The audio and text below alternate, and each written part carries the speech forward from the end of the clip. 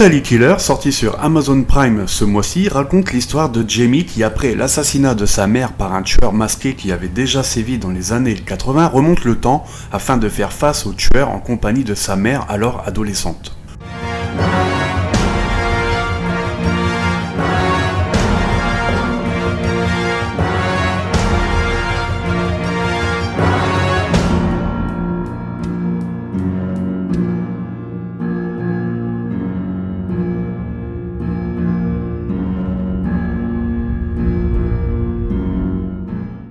Sorte de crossover entre Scream et Retour vers le futur, s'inspirant notamment des plus grands films de slasher, le film sur le papier avait de quoi attirer une certaine curiosité.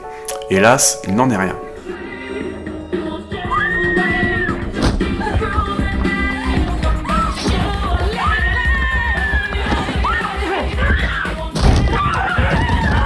Produit par Amazon et Blumhouse notamment, le film se vautre littéralement. Jamais vraiment comédie, jamais vraiment horrifique non plus, le film a constamment le cul entre deux chaises et ne parvient jamais vraiment à nous accrocher à cette histoire et à ses personnages.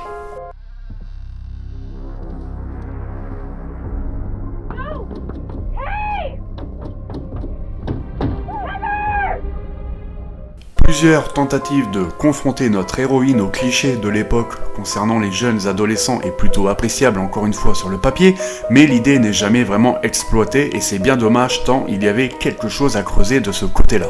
Les acteurs, globalement tous issus de séries télé, sont pas très bons et si on ne demande pas de prix d'interprétation à ce genre de film, on est quand même en droit d'attendre un minimum concernant leurs prestations.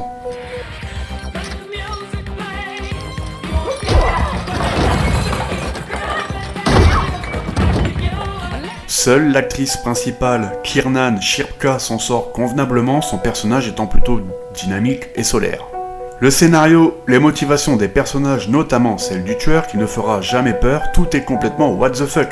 Et si on ne demande pas à ce genre de film un modèle de cohérence en permanence, on peut quand même espérer quelque chose d'un peu plus accrocheur que cet encéphalogramme plat pendant 90 minutes.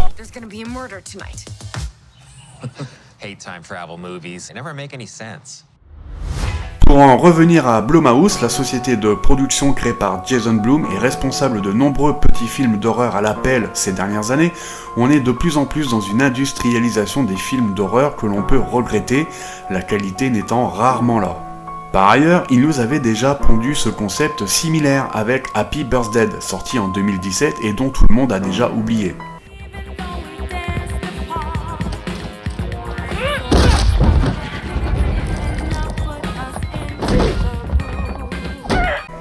En résumé, Totally Killer est un film inoffensif qui vous fera jamais sourire, jamais frémir en cette période d'Halloween.